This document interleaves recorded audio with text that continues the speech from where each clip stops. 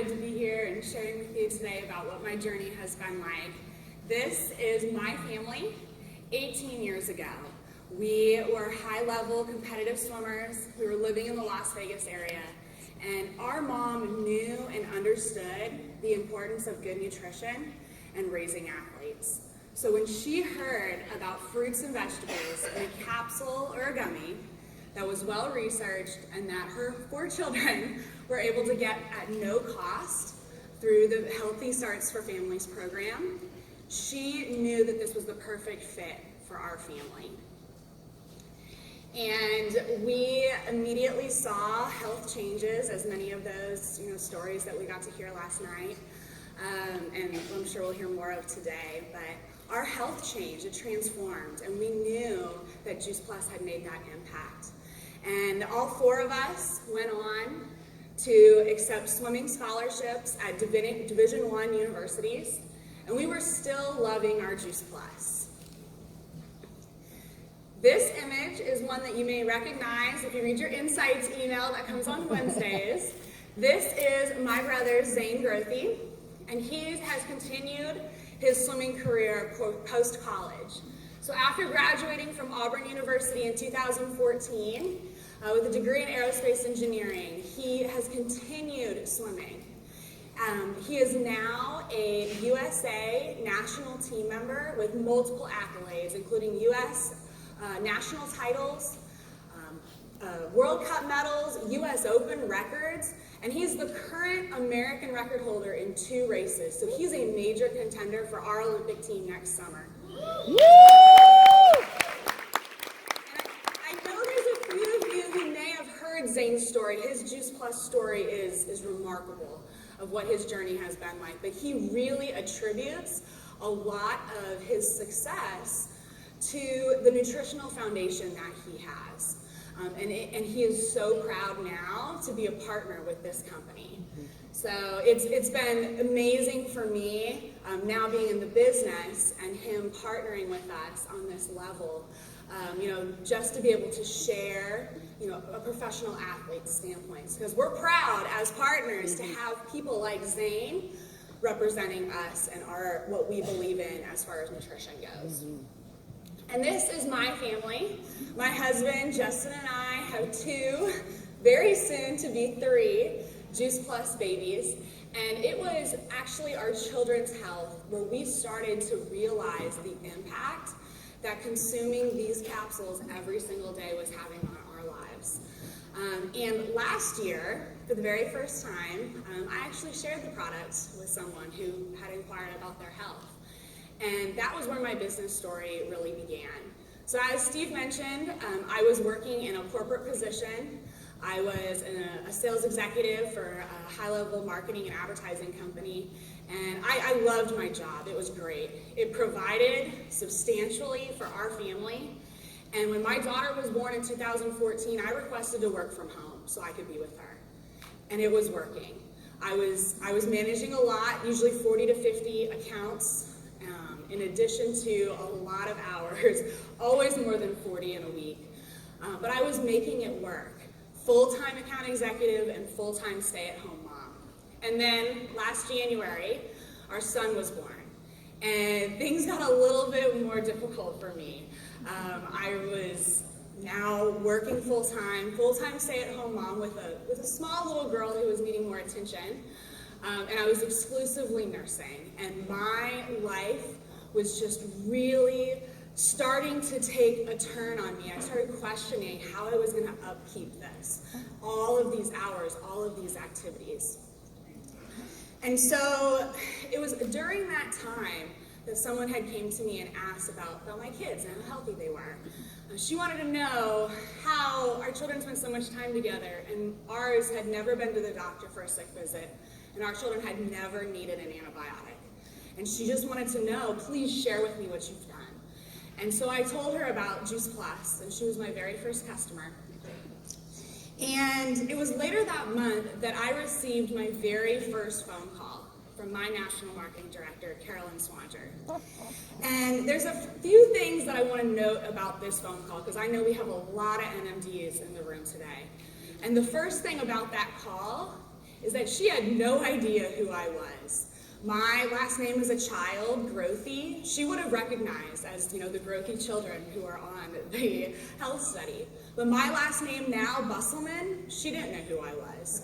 But she called because her and her upline, Tyra Weeby, had seen my name come across on one of their reports. How many of us are analyzing our reports that closely that we notice when a single representative puts in a new order? And the third thing to note about this phone call that I received is that while she was so kind and sweet and wanting to tell me about the business and to tell me about these resources we had in this great community, I quickly shut her down. I made sure she knew I had a great job, I was home with my kids, and the last thing I needed to be doing was taking on some other project in my life. And her response to me that day was that she would be calling me back just to check in on me. And that really is impactful for me because I know many of you in the room today, by show of hands, how many of you said no the first time the business was offered to you? Right. So there's a lot of us who didn't quite see that vision the very first time it was offered. And so a few months later, I'd submitted a couple more orders and my phone rang again. And it was Carolyn Swandry. She was calling to tell me that I was 100 points away from my HLP. I had no idea what points were. I had no idea what HLP meant, but I got that order in, got that promotion, and before I could hurry her off the phone, she secured a three-way phone call with me that next week with her and her upline, Lenora Bayless. And you see, those few months that had gone by, things had really developed and really spiraled. And she didn't know this, but now I was open to hearing more. And I thought maybe this could be an option. I should at least hear about it. So Carolyn is one of my biggest supporters, and of course, she is here today. So I would love for you to stand. Because I want to thank you. I would not be up here on this stage today if it was not for her and for her persistence in choosing to call me back, even after I had said no. So, for those of you who've been in our business for a while, you may recognize that when our products looked like this. This is what they looked like when we were kids taking them. So our business has changed a lot. When we were kids, there were cassette tapes, there were photocopied flyers that you would hand out to people, and there were all those phone calls you had to make, checking in on your customers and doing those orders. And these were the things that my siblings and I remembered as children with my mom in the business. We remembered all that time and that work that she put in. And so that's what I really thought this business was about when she had called me. But it's not. Our business has changed dramatically. We now have YouTube links with high quality videos to be able to share with people. We have incredible audio files from the amazing Wendy Campbell that we're able to share with people about how this product has impacted them. We have social media, we have Voxer, we have entire websites dedicated to step-by-step trainings, not only to help us, but to help us build our team and teach those people who are new and coming on to do this with us. And so in order for our businesses to grow, we not only have to be open to changes like this and all of those changes that Janet mentioned earlier, we really have to embrace them. We have to look at these things as how the direction our business is going, and that is where we want to be. And so I want to share with you guys a little bit about recruiting and training people of different backgrounds. So when we look at different backgrounds, this can be age, race, gender, anything that sets the person you're talking to apart from yourself. So for Carolyn and I, our lives really could not be more different. She's in her 50s, I'm in my 20s. She's an empty nester, and I'm a young mom. We're even geographically located in different time zones. But over the course of this past year, we strategically utilized those differences to grow at an incredible rate. So it was only 5 short months after that first 3-way phone call that I found myself in Tampa at my first Juice Plus conference, walking the stage in a leadership position as a senior sales coordinator. And then 6 months later, this past spring in Sacramento, walking the stage as a QNMD. Woo! So I want you to think for a minute. How could that type of growth impact your business and impact your paycheck? What if the person that said no to you is that next phone call away? And they could be standing up here presenting 1 year from now on stage as a QNMD. Amazing, right? Yeah.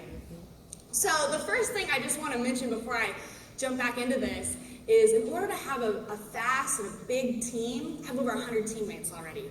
But in order to do that, you have to ask people to be part of it. So always offer the business. And then you want to look at who you're asking to be part of your team. So do you recruit those people who are just like you? Does your team all look, like you do? Or are you branching out? Because diversity is really important for your strength. So I learned very quickly that I had to be more diverse, and if I wanted my team to be able to continue growing. So the next thing to look at as you're recruiting those people who are different than you, how are you training them? Because that is really key. We have to be able to relate to them. So the first thing to consider, I would say, is their age.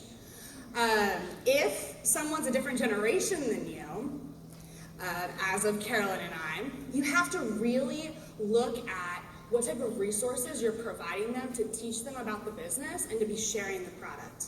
And so one of the things that Carolyn did for me early on in my business was she shared with me some of the people within this community that are really strong on social media. So that probably wasn't her strongest skill set, but she found people that I should be following, that I should be connecting with, and that I should be learning from. And she sent that over to me, so I was able to develop my business and learn to grow social media. The next thing is personality. So this is a big one, especially if any of you in the room are like me. I have a very defined personality type.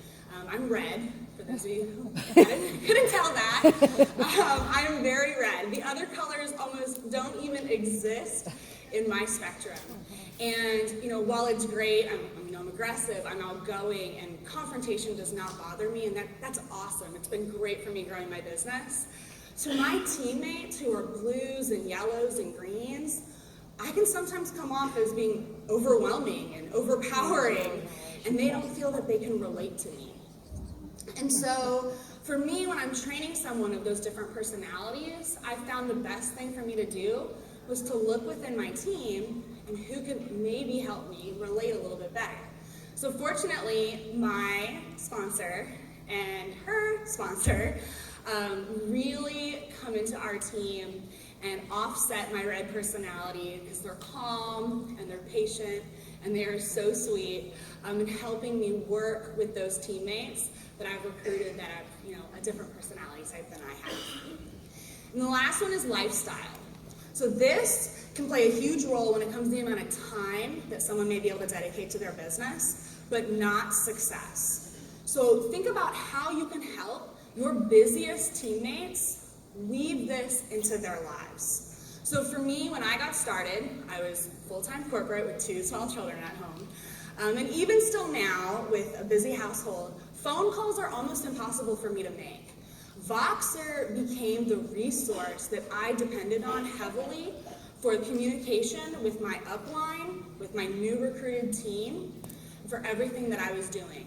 And now, for us as a team, once we recruit someone into our business, that's the first place we get them plugged into, so that they have the resources, that they know our upline, and that they have that support. So as I mentioned, always offer the business. I invite everyone into my team, and then I work really hard to recognize the best ways for them to learn about our business. So I have to adjust to them if I want them to feel welcomed and I want them to feel that this business is something that they can do and something that they can relate to. So identifying strengths and weaknesses. This is really important when it comes to analyzing our own personal development. So what are your 2 biggest strengths and your 2 biggest weaknesses when it comes to your business? I want y'all to write those down. This is important, something you definitely want to come back to. So if you're working towards those first few promotions, your HLP, your VF, or even your sales coordinator position, understanding your weaknesses and then partnering with someone within your team that can help you reach those goals is going to be really beneficial. For those of you in leadership positions or working towards those, senior sales coordinator, QNMD, and even NMD, how are you working on developing leaders on your team? And how are you flexing to that person in your business who wants to grow? You have people on your team that want to be senior sales coordinators. They want to be QNMD. How are you flexing to them? What are their strengths? What are their weaknesses? And where do you come in as a leader in helping them fill those gaps? So I have 2 examples for you of sales coordinators on my team that are POB qualified. So the first is a doctor. She's highly respected in our community and immediately knew that Juice Plus could impact the lives of her patients. So naturally, since I love this, speaking on the stage, in front of everyone, in front of a room, that was the way I was training my team, to have events and to share the product like this. But what I learned very quickly for Dr. Betsy was that her personality, being completely opposite of mine, it was intimidating for her and she was uncomfortable. And that showed through when she was speaking. And I saw that the very first time that we spoke together. So instead of pushing her to continue doing that, we did work on it. But instead of doing that, I worked with her on the things that she was really good at. How was she good at sharing those products with her patients, with her family? And then I helped her with those strengths build to be a sales coordinator and be POB qualified. The second example I have actually completely shocked me when she rose to be my strongest teammate when I started my business. My best friend Brittany is outgoing, she's fun, and while she has no problem standing in front of a group sharing her story, her biggest strength is social media. She made sure that every person that reached out to her on social media about the posts that she was making, she followed up with them again and again. And in her 3rd month of business, she put in over 20 personal orders, all through driving those conversations and following up with them. So for me, in order to grow my teammates into leaders, I had to focus on their strengths. So the next thing is stepping out of your comfort zone. As I mentioned, not everyone is going to have the same strengths. So I encourage you to step out and figure out what helps create growth for you and for your team. So you have to be open to doing things different to help create success within your team. And that may be different than how you've been doing them before. So some tips that I have for stepping out of your comfort zone. The first one is switching up your routine. So as I mentioned, we have a lot of resources. Those resources share with us people within this community that have built their business in all different ways. So I encourage you to analyze those and see if maybe switching up that routine can help. The next one is networking with your sidelines. This is huge. There are so many people within our business that have different strengths than us that we can work with to help us do better and build our business. This past week, I hosted a Facebook event with a sideline, Lori Weeks, who's an incredible tower gardener. She has 4 of her own. And while I have my own tower garden, I consider myself quite a rookie. And to be hosting a Facebook event was slightly intimidating to me. And so I asked her to partner with me. And this past week, we had over 1,500 people who had been invited to this event. And her and I worked together to create good quality content and to bring that to our prospects, to our sidelines who also wanted to be part of this event. And it's been really helpful for me to look outside of my network as well, and to be able to, help grow my business. And as Jay always says, get a buddy to work with. It's really a great idea if you have someone that you can bring in and do this with you and enjoy all of those moments of success. And the last thing is understanding that failure is part of it. If you're going to be willing to step out of your comfort zone and do things different, it's not always going to work out just perfect. And that's okay, because you will grow and you will learn from those experiences. So I want you to remember that some of the best things happen when you're uncomfortable. This is my team, and this is what the past year has looked like for us. So for my business, growing to senior sales coordinator in the first 5 months, I was doing tons of in-person events. I was, of course, encouraging my team to do them as well, and this created fast and stable growth for us. I also saw early on when my NMD reached out to her NMD, and even beyond that for our first 3-way phone call. So I learned right away the importance of working with my upline and networking with them. And so while events still drive my business, I cannot tell you how many events my team is on the calendar for this month, but once I reached that senior sales coordinator position, I had to shift gears. I had to do things different because now I was a leader, and I had to grow leaders on my team in order to make it to QNMD and in order to make it to NMD this fall by Austin. So if you want something that you've never had, then you've got to do something that you've never done. There is nothing more true than this statement. And I'm sure we've all heard that if you keep doing things the same way, you're gonna get the same result. And so I want to encourage you to think about what you've done to get to the position where you're at and where you want to be and what you're gonna have to do to get there. So I'm gonna leave you with 3 recommendations today. The first one is to network with those above you, not just your sponsor or your upline, but to go just up. There are so many people above you that are willing to help. And then when you're training, don't just train your front line. Reach deep within your team to train everybody who's coming into your business. The second thing is to go back to that list of your strengths and your weaknesses. Figure out how you can utilize those to grow and nurture your business, and then develop better relationships with those on your team. And the last thing is be willing to step out of your comfort zone. Be willing to say yes, to do something different than what you've done. See how it impacts your business, and see how it impacts your team. So as I stand in front of you today, it's almost hard for me to comprehend that my business just started 14 months ago. The growth that I've experienced both personally and professionally is absolutely incredible. The things I shared with you today in this presentation, I hope that they'll help you the way that they've helped me to grow quickly and to grow leaders on my team. And I am really excited to hopefully be standing on this stage, giving trainings and speaking to you all for years to come. So, thank you all.